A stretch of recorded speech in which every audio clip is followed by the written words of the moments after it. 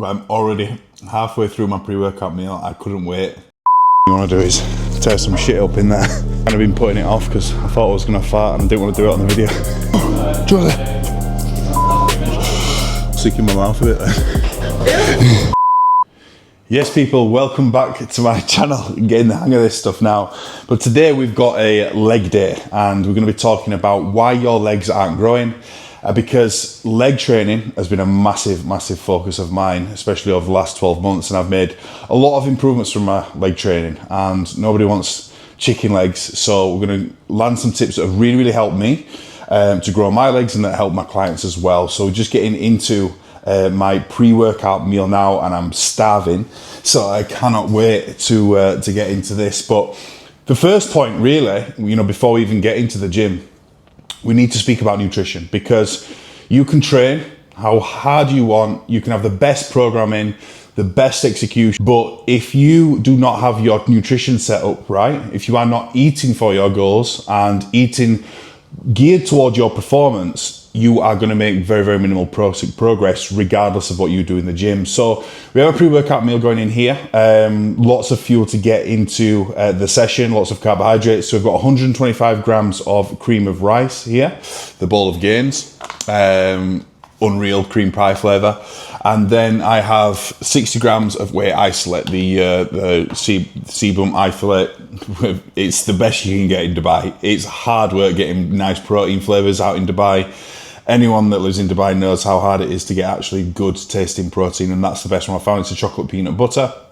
I've got a whole banana in here, and obviously a lot more salt in the pre-workout meal for performance, for my hydration, to make sure that my electrolytes are all balanced. And this is what I will have pre-workout, and this will give me a lot of fuel for the session. And what I've actually started doing recently, there's not much left, but you can see there I've got the whey paste on top of the cream of rice. Now, I used to look at people doing this and think, fuck me, I don't know if I could be asked doing that. But over the last couple of weeks, as I've started to get hungrier, I've started to do it and it is unreal. So I make the cream of rice and then I have the whey separately and put that on as a paste and it tastes brilliant. But what I'll caveat that with saying is that when you are in a fat loss phase and when you do start getting hungrier, I'm kind of glad that I didn't start doing this earlier, because doing things like this, focusing so much on how your food tastes, can sometimes actually lead to more food focus and more cravings. So I do think it's a bit of a slippery slope, but last couple of weeks now, and I'm doing everything I can to make sure that every meal tastes as good as it possibly can. But I think if I'd have started doing this earlier in the diet, I'd have probably found the diet a lot harder. The hardest fat loss phases I've ever done are the ones where I've been more food focused. I've maybe had cheat meals, I've maybe had more high days, and I've been uber focused on making my food taste as nice as possible. Whereas I think that is important, but I think it's also important to have that awareness over what triggers you and what might make you actually eat more, crave more, and sometimes end up binging. So even though this is unreal and it's going to see me through the next couple of weeks, definitely be careful with things like this because it can definitely make diets a lot harder sometimes as well.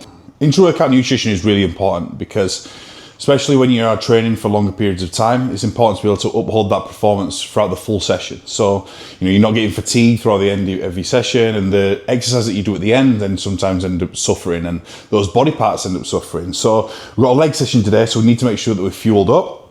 So we've got EAAs, obviously we've got essential amino acids, BCAAs, throw them in the bin.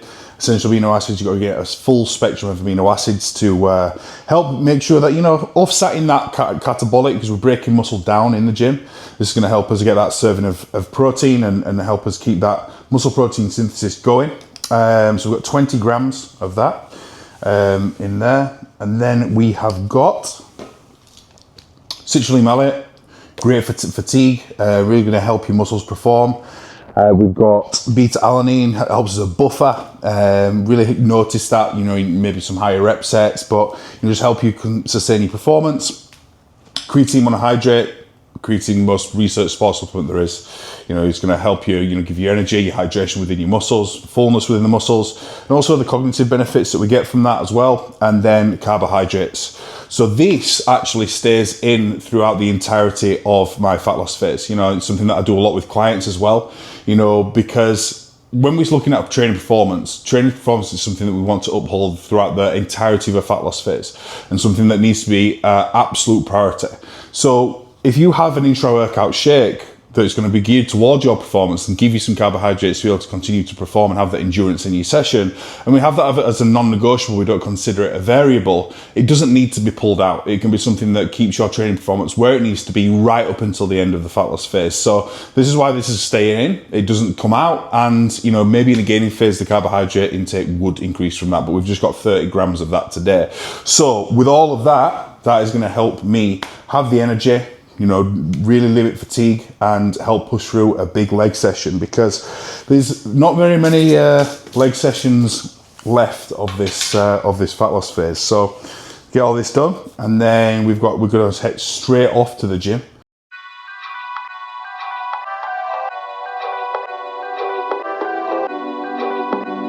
Leg day, it's painful, it hurts, and I think that's a big reason why some people and the legs end up sucking and they lack a lot, but it's because leg day becomes this boogeyman.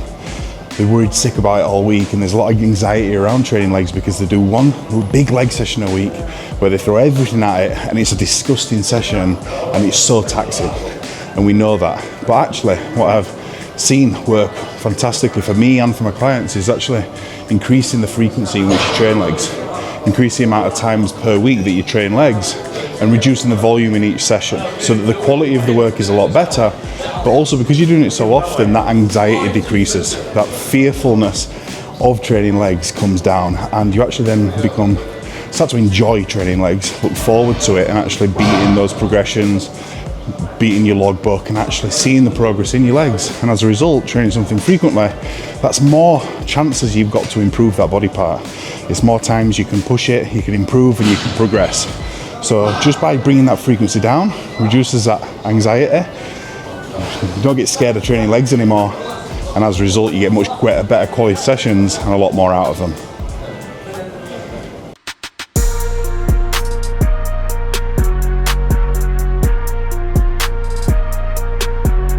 Okay, so we've got adductors to start, and I feel like adductors is something that people massively neglect. It's a good way to warm up. It's not going to eat into any pressing strength, but also so many people have maybe quads, but everything's missing in the middle there, and adductors will give you that illusion of bigger quads by making them look thicker on the inside. So definitely don't skip your adductors. Nothing low reps here, high above 12-15 reps go to failure. Last thing you want to do is tear some shit up in there. You got to keep your balls out of the way as well. You don't want to be fucking squashing them.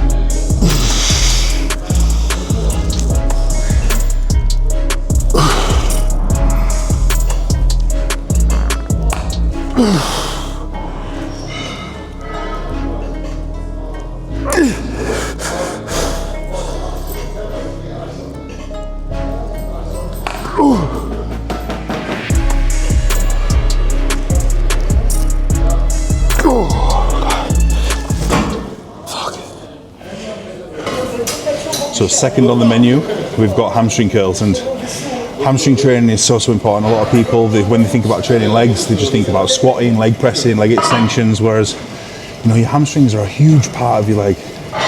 And if your hamstrings are lagging, your leg's not going to look as big. Your whole thigh is not going to look as big. So it's really important to prioritize these. This is why I'm doing them always early in the session, so that I'm fresh and I can put a lot of energy into them. And also hamstrings is just part of my leg that really needs to come up. So definitely do not neglect your hamstring training as well as your adductors. Really, really important. So I'm going to stay locked in here, hips in tight, really squeeze everything out of the contraction at the top with the hamstring, and nice slow eccentrics.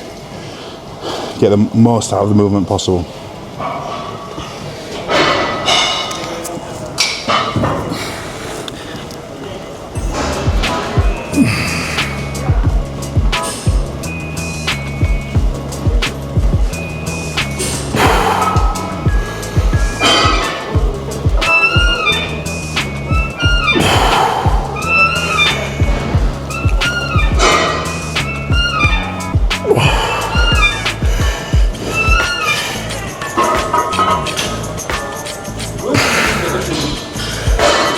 nice. Yeah, because I think we got everything for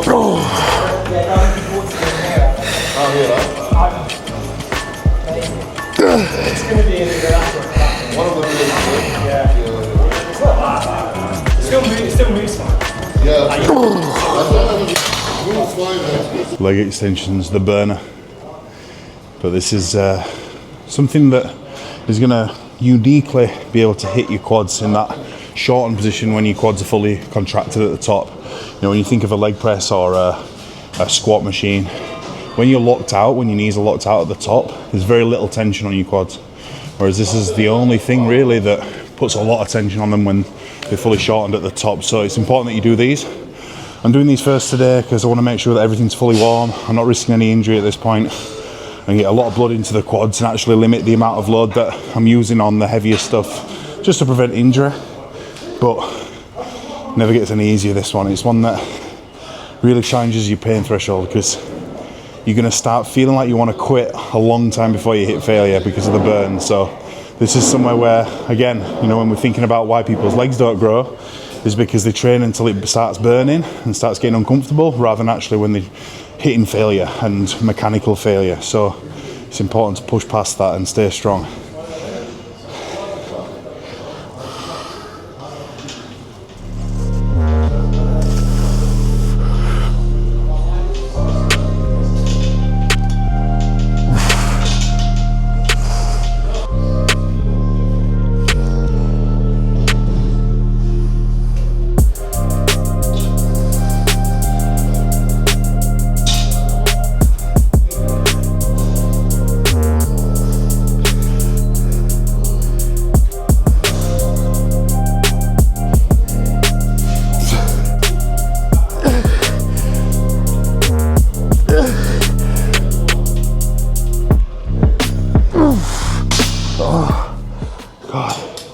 So hack squats,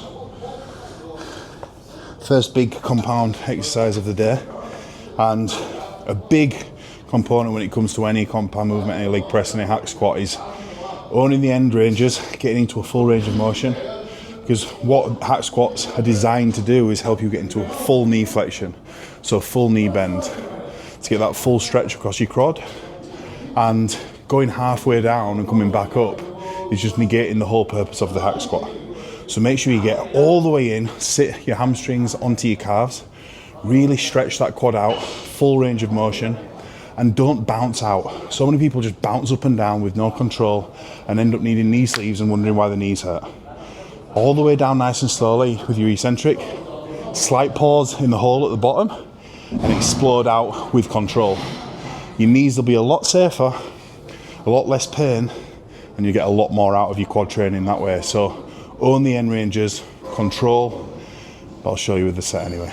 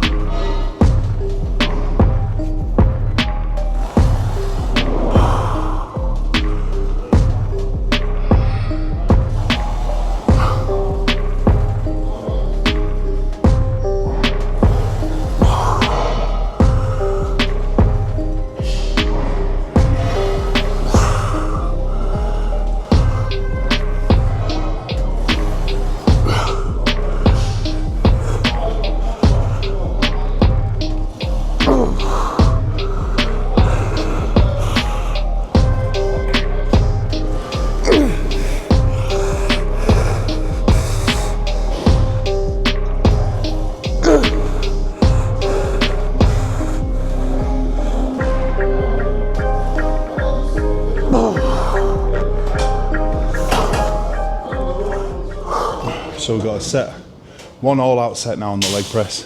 Did 2 sets on the hack squat, so 1 big set on the leg press, and I've kind of been putting it off because I thought I was going to fart and I didn't want to do it on the video. This is not worse than fucking squeezing a fart out at the bottom of a hack squat or a leg press, but 1 all-out set here, and then most of the hard work is done. But leg press is something that you see is a massively ego-driven exercise.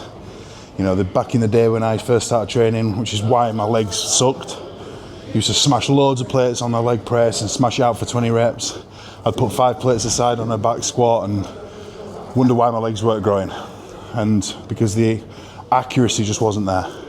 So we still need to go full range of motion all the way down and big drive up. Get the most out of it as possible. Make it as hard as possible. With any exercise you're doing, whatever body part, don't think about how can I get through this as fast as possible from A to B. When you're trying to build muscle, you're trying to make it as hard as possible and make it as accurate as possible. So as close to perfect as your execution can be, the more stimulus you're going to get.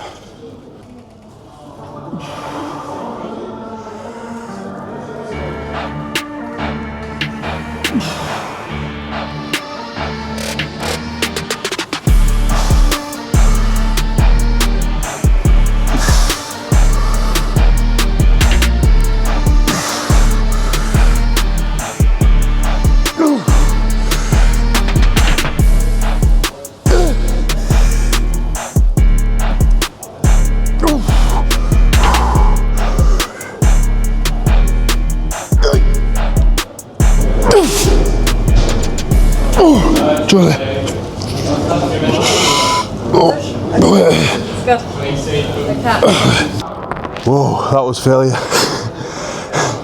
Oh, I was sick in my mouth a bit there.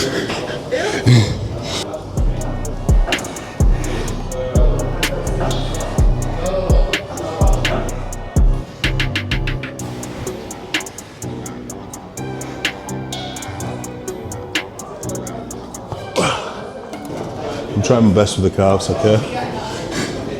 I know they're not growing that much, but we'll get there eventually.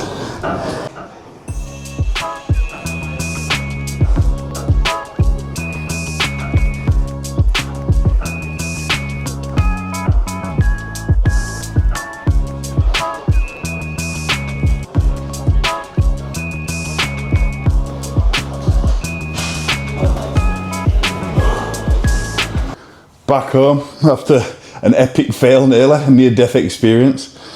Give my poor girlfriend a heart attack, didn't I? I just panicked on the leg press and forgot that you could actually rack it. But at least you see what true failure is. Now, I'm dying for my post-workout now. So cream of rice again with whey, a little bit less this time, but still fast digested carbohydrates. Get that whey protein in straight away. And then back into some little bit of client work and my cardio later on, my steps. And that's it. But hope you enjoyed how to train your legs, how to get big legs. Next week will be peak week. So we might get some peak week related content, but we'll see. But thank you again. Like, comment and subscribe. And I'll see you in the next one. Cheers, guys.